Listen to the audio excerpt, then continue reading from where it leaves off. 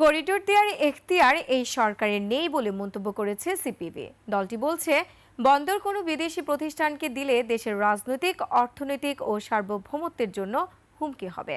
মানিক শিকদারের report.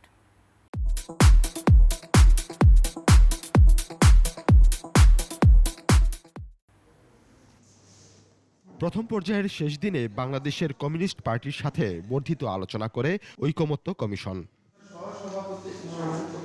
এ সময় অধ্যাপক আলী রিয়াজ বলেন, আলোচনায় বেশিরভাগ ক্ষেত্রে ঐকমত্য হলেও কিছু কিছু ক্ষেত্রে আরও আলোচনা প্রয়োজন।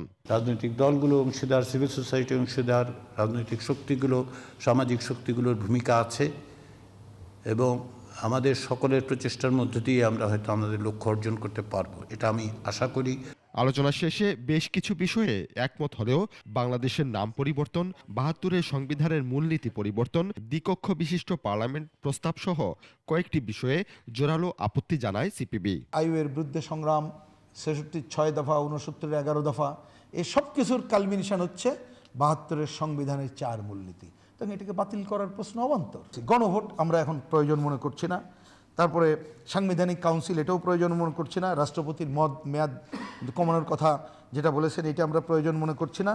রাষ্ট্রপতি নির্বাচনের জন্য এক ধরনের ইলেকট্রাল কলেজের কথা বলেছেন, আমরা মনে করি এটা প্রয়োজন নাই। এ সময় সিপিবি বন্দর ও করিডোর বিষয়ে মতামত তুলে ধরে। এই বন্দর দেওয়াটা আমাদের অর্থনৈতিকভাবে ক্ষতিকর, রাজনৈতিকভাবে ক্ষতিকর, আমাদের সার্বভৌমত্বের জন্য ক্ষতিকর, আমরা পরিষ্কার করে বলেছি। আর আমাদের ভূরাজনৈতিক কারণে রাখাইনকে করিডোর দেওয়া মানে এই অঞ্চলে আধিপত্যবাদী, সাম্রাজ্যবাদী শক্তি নানা ধরনের আগ্রাসনের প্রচেষ্টা নেবে। সুতরাং এইটা আলোচনার মধ্যেই আনা উচিত না। আওয়ামী লীগ নির্বাচনে অংশ নিতে পারবে কিনা তা জনগণ সিদ্ধান্ত নেবে। তবে আওয়ামী লীগ নির্বাচনে অংশ নেয়ার নৈতিকতা হারিয়েছে বলেও মন্তব্য করেন সিপিবির এই নেতা।